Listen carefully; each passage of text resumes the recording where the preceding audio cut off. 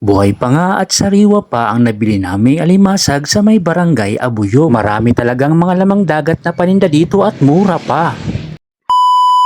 Mga bossing, isang pagbati na naman sa inyo ng matagumpay na araw. For today's video, busy na naman nga tayo sa pag-aasikaso dito. Nagluto na naman nga tayo ngayong araw ng pagkarami-rami. May order pala ako ngayon mga bossing. Palaban nga ako sa pagluluto. Sabay ko kasing inasikaso ang mga paninda namin at saka yung order ko. Mabuti na nga lang at andito si Jenny para asikasuhin yung mga rice meal namin. Nabigyan ko rin ng oras para lutuin itong mga pa-order ko. Bali nagluto pala ako ng pansit, spaghetti at saka maha blanca. At may kasama pa nga yung cake, nasa tindahan lang mga bossing. Ayan nga po at ready na nga po kami mag-deliver, kasama ko nga si Aoy. Medyo malayo-layo nga yung pagdidelibera namin ngayon kasi sa may Abuyog kami pupunta. Bali may kakilala kasi tayo na nag-order. Birthday kasi ng kanyang anak ngayon, bali 17 years old na pala mga bossing. Ito na pala yung cake, bali dala-dala ko na nga po. Pasado alas 8 pa lang pala ng umaga kami nag-deliver niyan mga bossing. Yan po kasi ang request ng nag-order. Habang nasa biyahe pa naman tayo papuntang Abuyog, magsa-shoutout po muna tayo ng mga solid followers natin. Shoutout po kay Rosinia Gito from Bulan, Sorsogon. Maraming salamat po sa pagsuporta mo palagi. Shoutout din po kay Ma'am Nelly Ercila Boral. Maraming salamat sa palaging pagsubaybay ng mga pinopost kong video. Dito rin po sa kababayan natin na si Bonnie Villaruya. Shoutout daw po ng Villaruya family sa Barangay Rizal. Ito pang kababayan natin na si Sider Yeda. Shoutout po sa iyo. Maraming salamat sa palaging pagsuporta. At shoutout din po dito kay Lina Pura Dominguez. Maraming salamat po sa palaging pagsuporta mo. Sa mga gusto pa lang magpa-shoutout, mag-comment lang po kayo sa baba kung taga saan po kayo at ano po yung mensahe ninyo na ipaparating para lahat po ay may shoutout natin mga bossing. Dahil tapos na tayo mag-shoutout, balik na po tayo dito sa kwento natin. Yan nga po at andito na kami sa Abuyog National High School. So bali dito nga po nag-aaral yung celebrant. Buti nga nung nag-text ako sa kanya ay nabasa niya kaagad kaya pinuntang kaagad niya kami sa labas. Sabi ko nga sa celebrant ay magpipicture muna kami sa kanila. Yun kasi ang request ng kanyang nanay. Yung birthday celebrant pala ay yung may hawak po ng cake. Bali 17 anyos na pala siya ngayon mga bossing. So ayan nga po sabi ko pipicturean ko muna sila. Nung okay na nga po ay paalis na rin kami mga bossing. May mga kailangan pa kasing asikasuhin sa food house kaya dapat makabalik na kami doon. Magdi-deliver pa kasi si Jenny ng mga pagkain sa kantin. Sa mga hindi pa pala nakakarating dito sa Abuyog, ito po yung itsura dito sa lugar nila. Ito pala yung Abuyog National High School mga bossing. Bago nga kami dumiretso pa uwi, sabi ko kay Aoy dadaan muna kami dito sa may palengke ng Abuyog. Sabi ko nga sa kanya bibili muna ako dito ng alimasag dahil mura kasi dito yung mga lamang dagat. Mga bossing yan pala yung palengke ng Abuyog, bali bagong gawa lang po yan. Ngayon nga ay hindi pa sila nagtitinda dyan kaya dito pa sila nakapwesto sa labas. Yan po mga bossing, bibili muna kami ng alimasag, sariwang sariwa pa nga dahil mga buhay pa ito. May malaking kugita nga sila ng paninda dito. Mura nga lang yung 1 kilo. Ito na nga po yung binili kong alimasag, bali 130 lang po yan, sobra yan 1 kilo. So yan po mga bossing, pauwi na po kami. Papasalamat pala ako sa umorder ngayon kay madam. Maraming salamat po madam sa pag-order mo at sa pagtiwala mo. Papasalamat din ako kay classmate, kapatid niya kasi yung nag-order. Kaya maraming